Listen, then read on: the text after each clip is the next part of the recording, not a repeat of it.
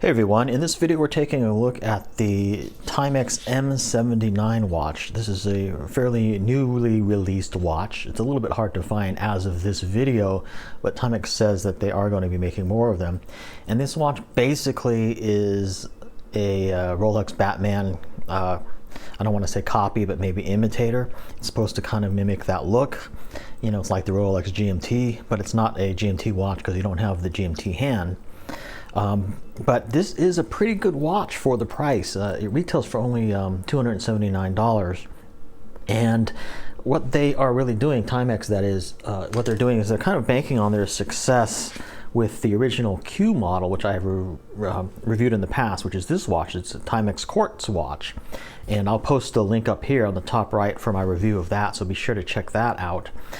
So they're trying to bank on kind of their success of this watch, because this watch really was a huge hit in terms of, you know, it being a really cool watch for the price. And you know, check out all the positives about it in my review video. I won't dwell too much on that, but this is a 38 millimeter size watch, and the M79 watch on the left is a 40 millimeter. So hopefully you can kind of see that it's a little bit chunkier and a little bit bigger of a watch. And when you put it on your wrist, it certainly feels a little bit chunkier as well. The other difference is that the M79 is not a quartz movement. It's actually an automatic movement. And you've got the clear case back there, which you can kind of see. It's a Japanese movement made by Seiko. And the rest of the watch, I believe, and the assembly is China. But the movement itself is Japan. And you can kind of see that right here. It says, it's kind of hard to see, but it says, I think, MVT Japan and then Bracelet China on a little sticker right there. So yeah, it's kind of cool. You know, you get the clear case back, which is nice. And again, this is an automatic watch, so as you wear it, it will wind, or you can wind it yourself by going like this, by turning the crown. So yeah, it's a little bit chunkier and certainly heavier than the Q Timex watch for sure, but it's sort of the same design ethic. Now another difference with the M79 watch here is that the bezel is a little bit oversized, and I've heard a lot of people complain about that on the forums and on other videos. They say that the bezel is just a little bit too thick. And I guess I would kind of tend to agree when you're comparing it with other watches, or you're comparing it with the, the Timex Q. You can kind of see the M79 bezel is a lot thicker and chunkier. So, I mean, I can understand that complaint. Some people say the proportions aren't, 100% right with it. They don't like that thick bezel.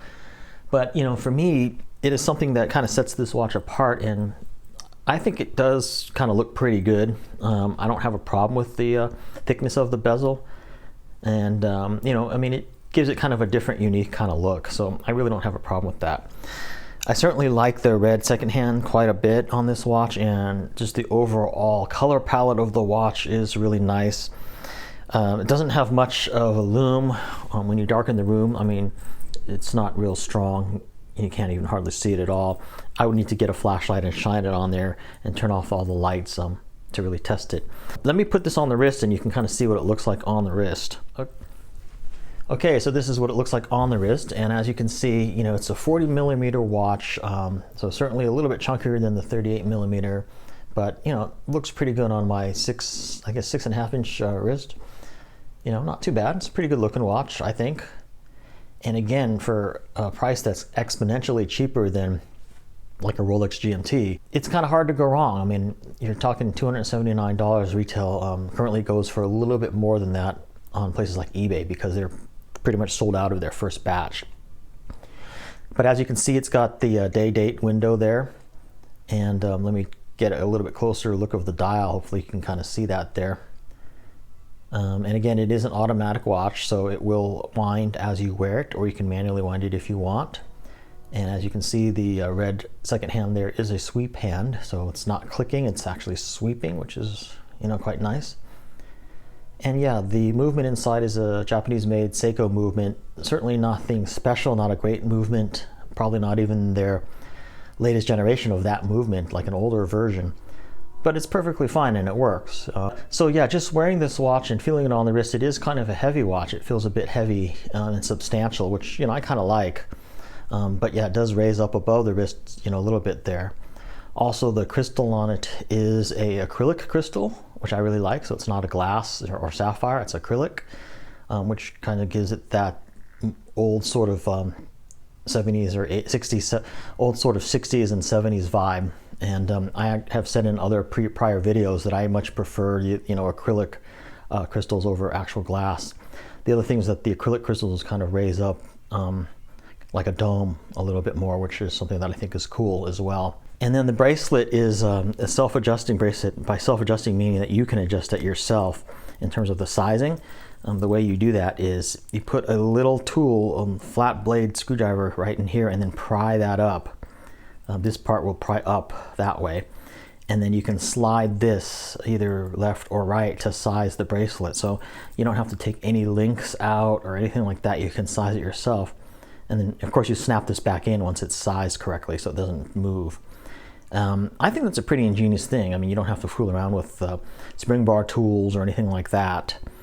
A lot of people have complained about this bracelet though, saying that it kind of catches their arm hair and stuff like that. I haven't really had that problem. I mean, I don't have super hairy wrists or arms, so it doesn't really affect me that much. But a lot of people really hate this bracelet for that reason. And you can take out the bracelet if you want, like if you want to put on a NATO strap or whatever, you can take it out. I believe it's an 18 millimeter. Someone will correct me if I'm wrong, but I believe it's an 18 millimeter width there. And the bezel on it is a clicking bezel, and it only rotates counterclockwise. So let me click that for you. You can hear that it clicks really loudly, and when you're clicking it, it feels kind of crude and cheapy, especially compared to, something like a Rolex. It's just like kind of janky. You can kind of hear that, but it's functional. It works, and again, it only moves in one direction, so that's kind of what you want for like a dive watch.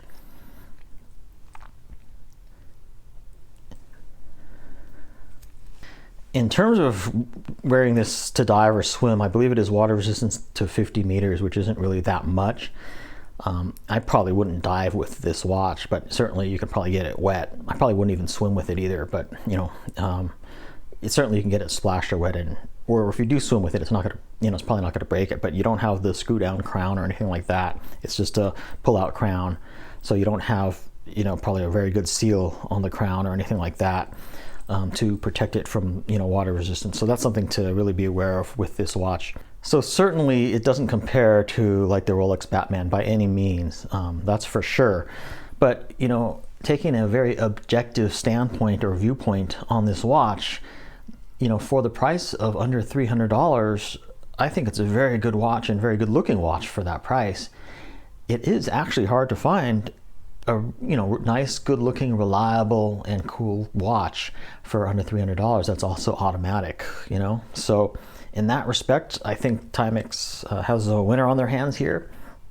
I think it'll be kind of interesting to see what they keep doing with new watches that they're coming out with, because lately they've been kind of knocking it out of the park with a lot of their releases. A lot of their watches like this one and the Timex Q watch have been selling out of their website constantly, and then selling for like a markup on eBay and stuff. So it definitely shows you that there is a market for these kinds of watches here, because not everyone wants to spend $20,000 on a Rolex, or not everyone has that kind of money either. So there is certainly I think something to be said for a watch in this price point, and I think in this price point you're getting quite a really good watch for the price.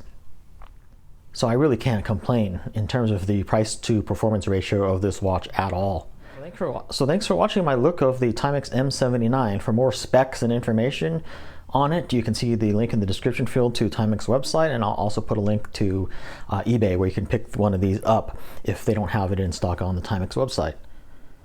Thanks for watching, and see you in my next video.